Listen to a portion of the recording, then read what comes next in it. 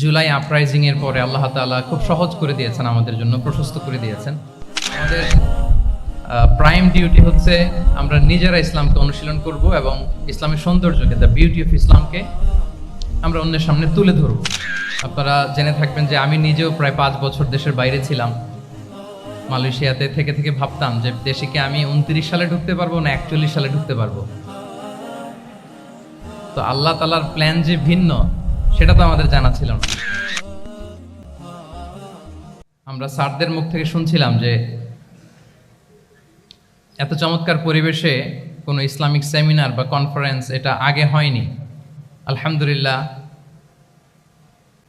July uprising এর পরে আল্লাহ তাআলা খুব সহজ করে দিয়েছেন, আমাদের জন্য প্রশস্ত করে দিয়েছেন। আপনারা জেনে থাকবেন যে আমি নিজেও প্রায় 5 বছর দেশের বাইরে ছিলাম। মালয়েশিয়াতে থেকে থেকে ভাবতাম যে দেশে কি আমি 29 সালে ঢুকতে পারবো না 41 সালে ঢুকতে পারবো। তো আল্লাহ তাআলার প্ল্যান যে ভিন্ন সেটা তো আমাদের জানা ছিল না।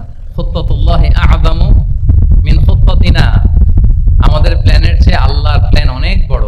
আমরা এতটুকু দেখি, কিন্তু আল্লাহ হয়তো আরো অনেক দূর আমাদের জন্য প্রশস্ত করে রেখেছেন। আলহামদুলিল্লাহ। তো এই 5 আগস্টের গণ অভ্যুত্থান বা বিপ্লব পরবর্তী বাংলাদেশের এই চমৎকার পরিবেশে আমরা যে একত্রিত হতে পেরেছি, সুন্দর সুন্দর কনফারেন্স সেমিনারের মধ্য দিয়ে আমরা আমাদের আইডিয়াগুলো শেয়ার করতে পারছি, এটা আমাদের জন্য অনেক বড় নিয়ামত, আল্লাহর পক্ষ থেকে রাহমা।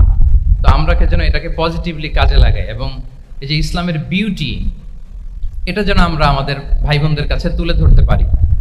আপনারা নিশ্চয় জানেন যে অনেকে ইসলামের বিরোধিতা করে, ইসলামকে অপছন্দ করে এজন্য না, ইসলামের ব্যাপারে তার ইনডেপথ নলেজ না থাকার কারণে। এখানে আমাদেরও দায় কম না। আমাদের প্রপার প্রেজেন্টেশনের অভাবে আমরা সুন্দরভাবে ইসলামকে তাদের কাছে হয়তো উপস্থাপন করতে পারিনি, ফলে তারা ইসলামের বিরোধিতা করে। তো আমাদের প্রাইম ডিউটি হচ্ছে আমরা নিজেরা ইসলামকে অনুশীলন করব এবং ইসলামের সৌন্দর্যকে, দ্য বিউটি অফ ইসলামকে আমরা অন্যের সামনে তুলে ধরব। এটা হচ্ছে আমাদের দায়িত্ব।